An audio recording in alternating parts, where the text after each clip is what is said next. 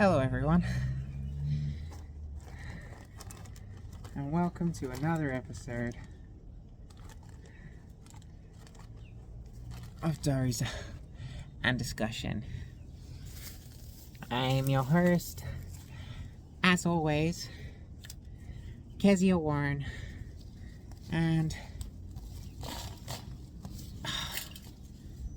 welcome back to the waiting. It's been a while since I've been in the garden. The weeds have come back. It's been raining, and they're back with force. As you can see, it's a bit of a forest. The good news is that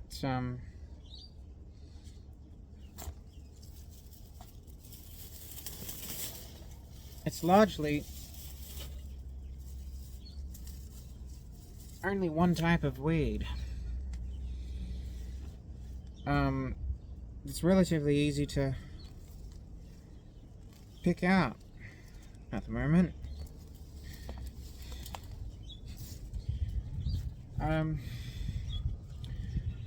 Yeah. I hope you're all doing well.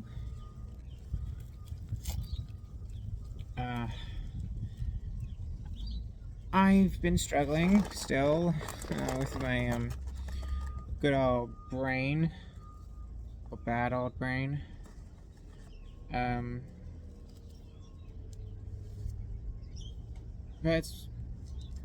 it's nice to be out in the garden again, and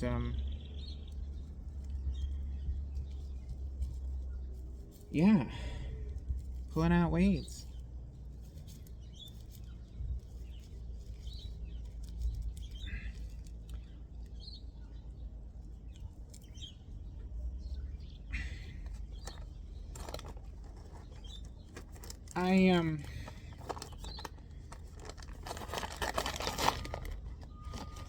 I really do enjoy this. It's just cathartic, and making a video about it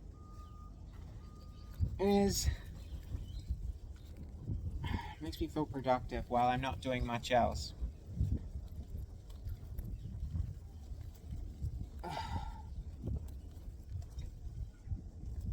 At some stage, I'd like to get a microphone so that I can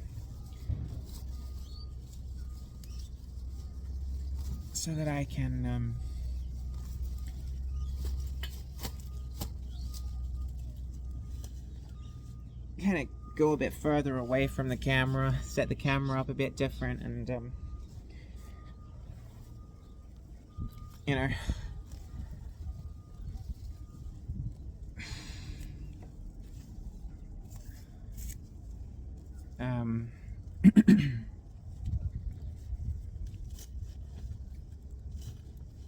still be heard, but you know, until then, this is what we got.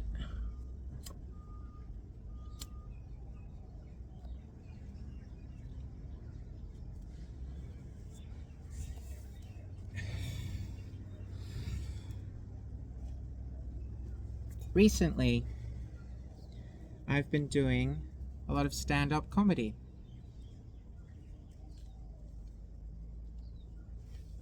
And I mean, I say a lot.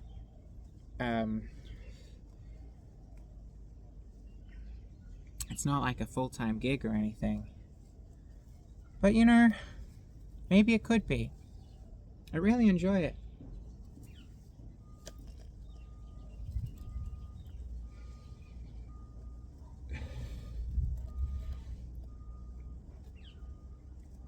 I did a workshop.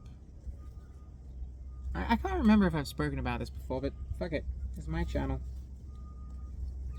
I did a workshop with a comedian whose name is Amy Hetherington. She's from Darwin. She's based in Darwin.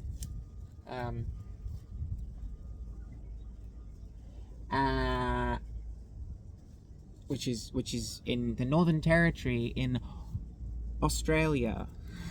if you don't know what Darwin is or whatever. Anyway, she ran a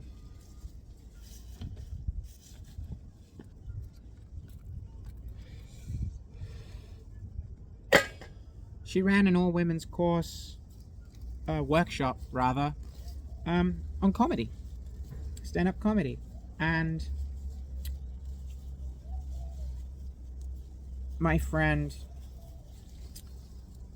recommended I come along and told me to get involved, and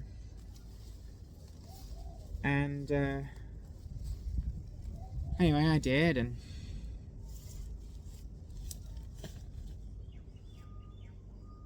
this was right when I was feeling really burnt out. I wasn't really sure of anything. And then this opportunity came up, and I thought, fuck, well, why not? I've wanted to do stand-up comedy for a long time.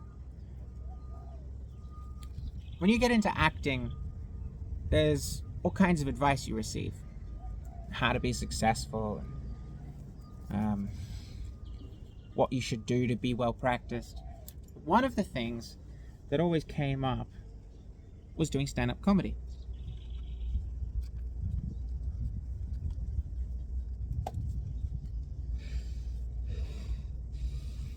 Either because there are a number of comedians who became actors, and there are also a number of actors who tried out comedy.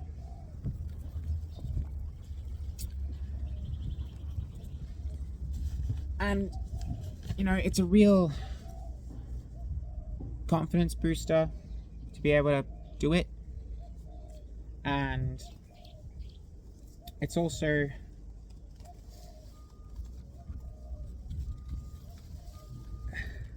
bit of a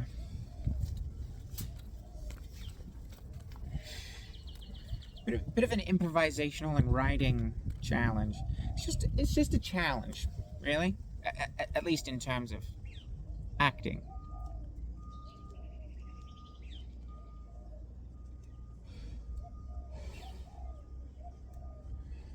But you know, I've always been a bit shy about being funny. I've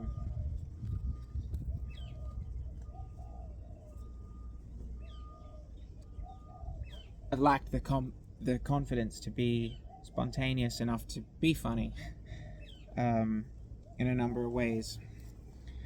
In fact, when I first got interested in writing plays and films,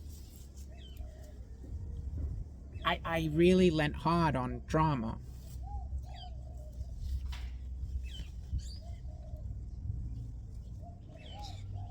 Because I knew how to make things sad. I knew how to make things compelling by making them sad.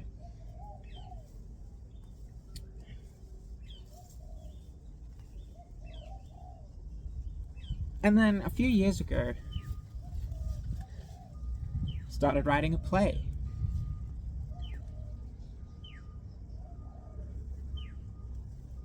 The idea was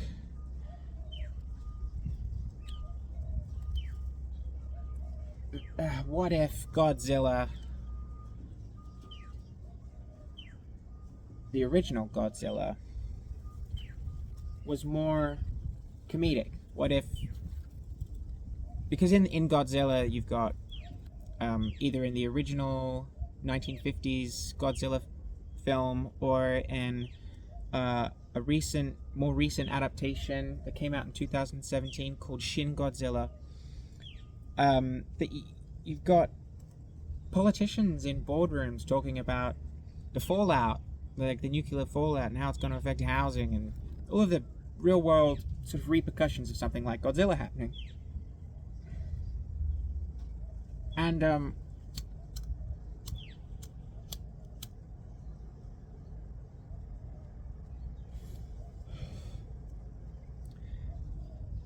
I turned to my friends who I was watching it with and said, well,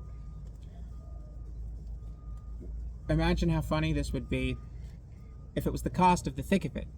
For those who don't know, The Thick of It is a British political satire where politicians are running around blaming each other and swearing their heads off. It's quite funny.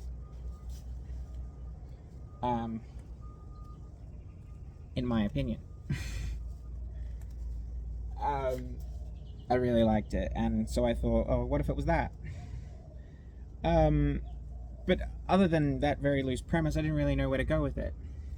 And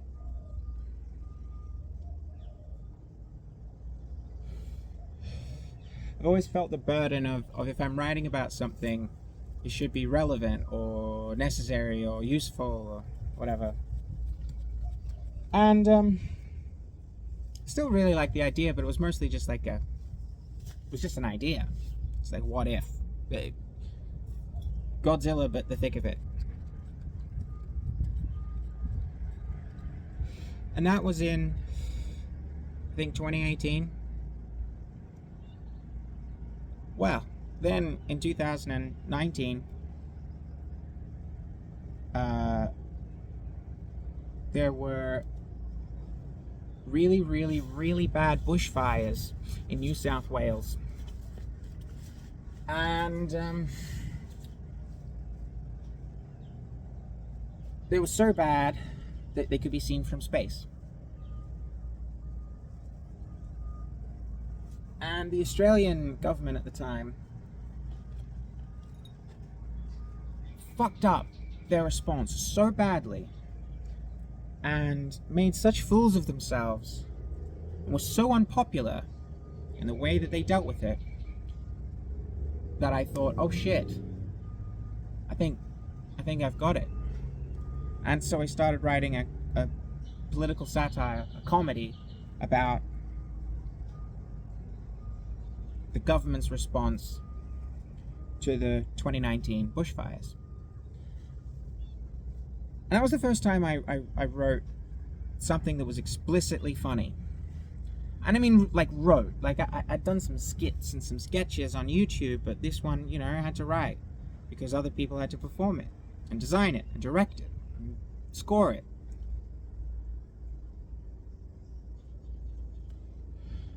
Well, I learned that I could be funny, that people laughed at my jokes.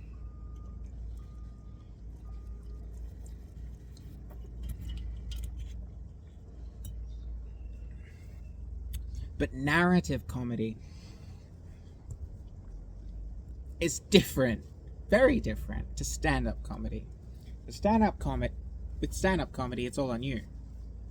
It's your relationship with the audience directly in front of you and your ability to succinctly and clearly tell jokes.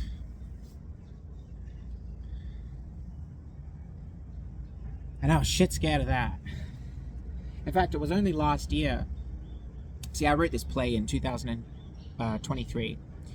And it was a hoot. I watched it every night it was on, and I had a really great time. I think the cast were fantastic. Like, everyone involved in making it happen, just incredible. I would have liked a better poster. There was a AI generated poster for it, which I had no control over. That annoyed me, but other than that, it's great.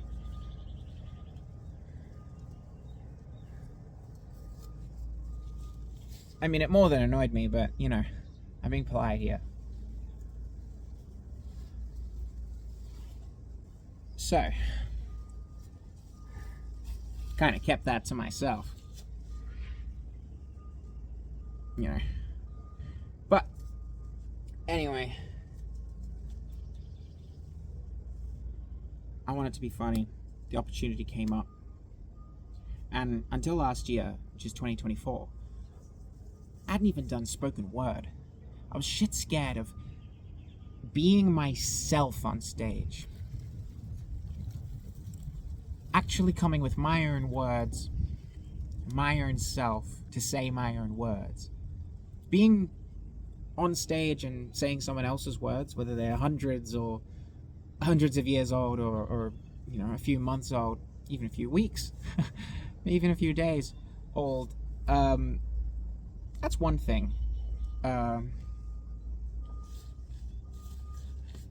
the insecurity of being on stage and saying my own words, a whole other thing.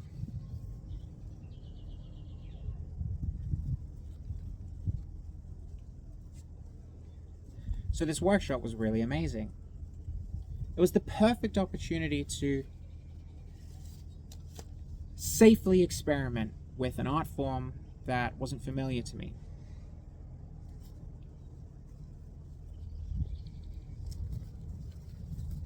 And since starting it, I've had a really, really good time. I still get stage fright. The first time was really nerve-wracking because you're not sure how any of it's going to go. And anytime I write anything new or come up with a new thing, that's a new kind of stage fright again. But the risk and reward, the risk versus the reward, oh, it's so nice. It's just me up there. I get to say what I get to say. There's a time limit. You don't want to go too long. But it's my words. And I get to say them. And I get to interact with the audience directly. There's a real thrill to it. And I'm really, really, really, really grateful for the experience that I have had up until this point, being on stage and being comfortable on stage. Acting with a script, improvising, doing spoken word, which I've done a number of times now, and now stand-up comedy. Yeah. I'm gonna bring you closer. It's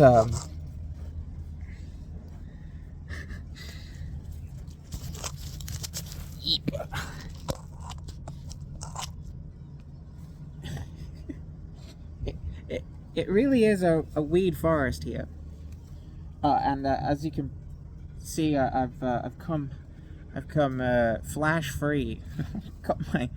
got my sports bombers on so that there's no risk of flashing anyone.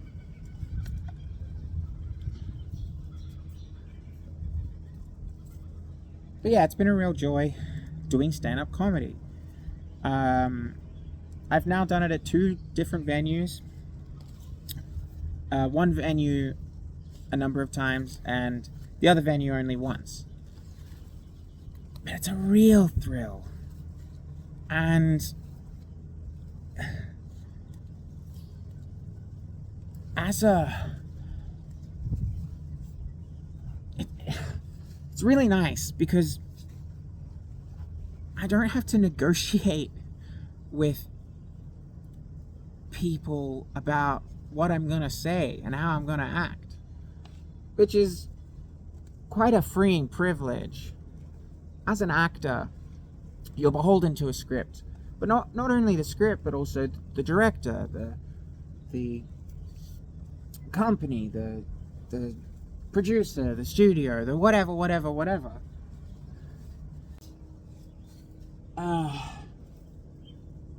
And sometimes, as a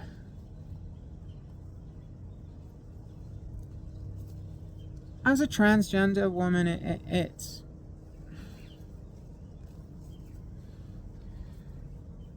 can be stifling. There's a lot of things that get in the way of you being able to safely and genuinely perform. Most of them are cultural.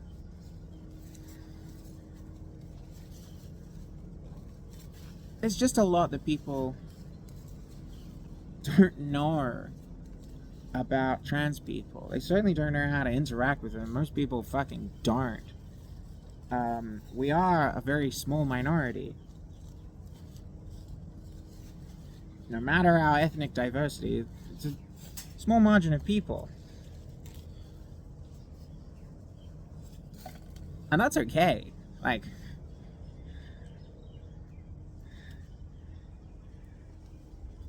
let people be.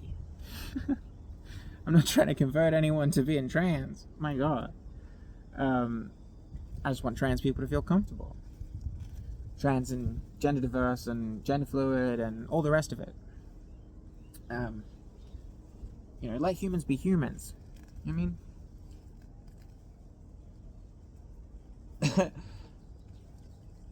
Those things make it hard when you're in a creative setting. Even in a creative setting. Even in a workplace or an industry that is a lot more open-minded than others. That's what you would think. But it's not always the case, and so it's been really exciting for me to not have any roadblocks in the way.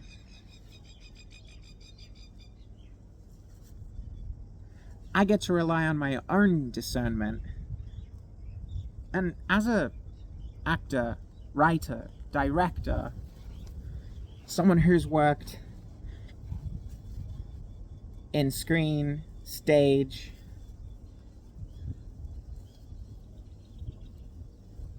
in a number of different genres, amateur theater, professional theater, etc., etc., and so on and so forth.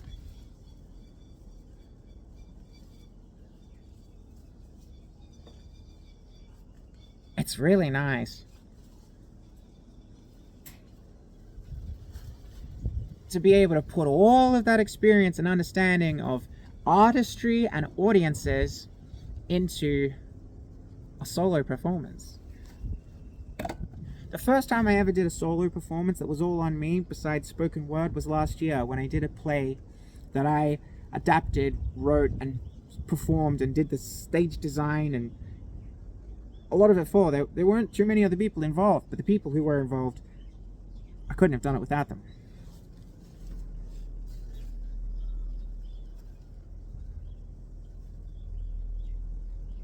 And fuck, if I could risk it all and do that.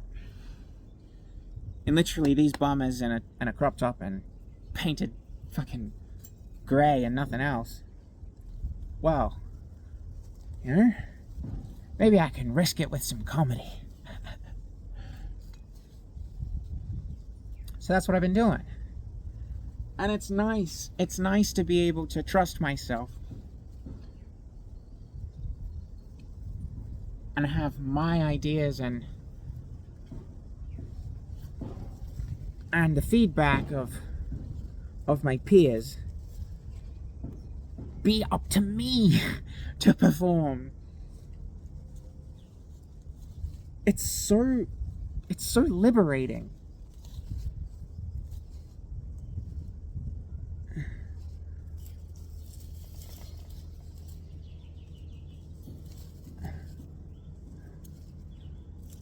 And it makes me feel that the next time I should find myself on stage or on the screen, I definitely think I'm going to be coming into that with a lot more confidence as to what works and what doesn't.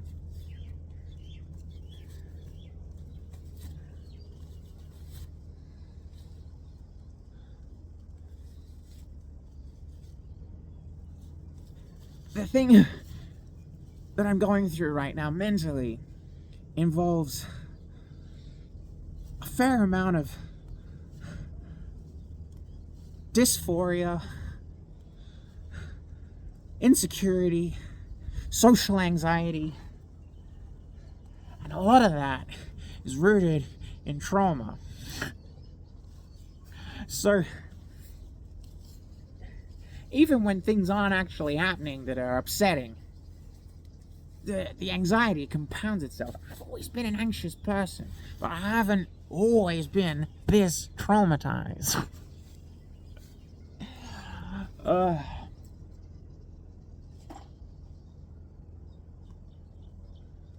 And hell, maybe that's why comedy's good. Maybe that's why comedy's working out. I've got enough trauma now.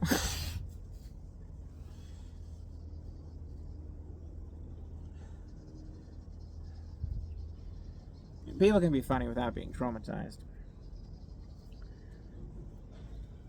But what's funny is, or at least what's key to being funny on stage and getting people on board with you and laughing, is being empathetic.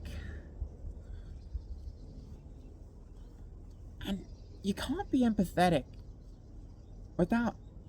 Because to be empathetic is to empathize and to understand where other people are coming from and how they feel and how they think. It's really hard to do that genuinely when you don't have a proper relationship with yourself.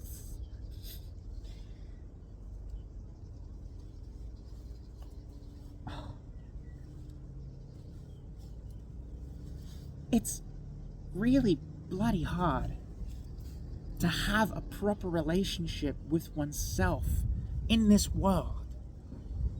And I know that you watching this know that. No matter who you are. Now put on top of that, being transgender. As in, going against everything you've been taught your whole life. Realizing that that's you. When you realize that that's you, you don't conform to gender norms. You don't conform to the traditional, any kind of traditional man or woman, masculine or feminine. Then when you come into yourself,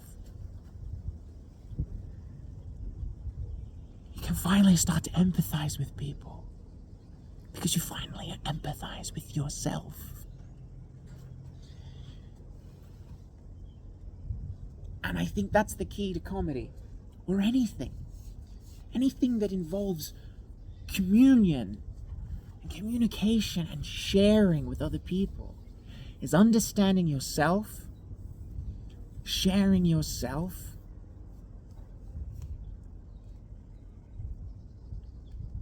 and trusting that what you have to say, what is genuine, what is genuinely new for you to say, will be understood because you understand it. If you understand yourself, you can explain yourself. And it's either funny or sad or wholesome or any other variation of feeling.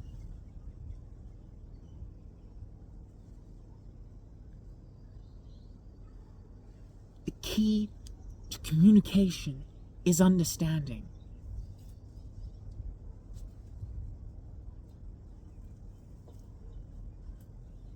I can't know who likes or doesn't like the way I'm doing this video, for instance. But I do know that I can explain what I'm doing. I understand it. I'm empathizing with myself in this situation. People I know might not jive with it. People I don't know might not jive with it.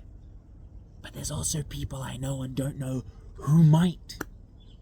And it's fine. I'm doing this for me. Yeah, I'm speaking to a camera.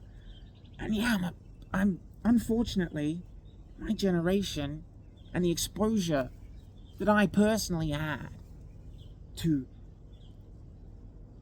social media and the dopamine addiction that comes with engaging in a digital sphere with likes and comments, notifications,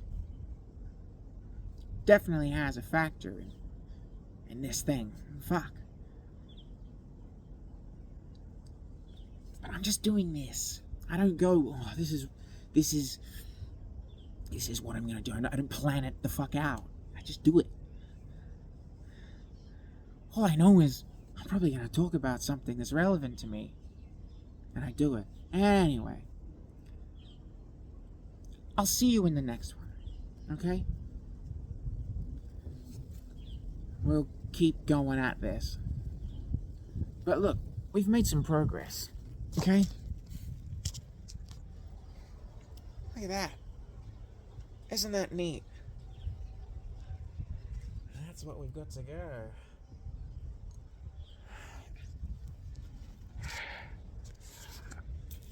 Alrighty. See you in the next one.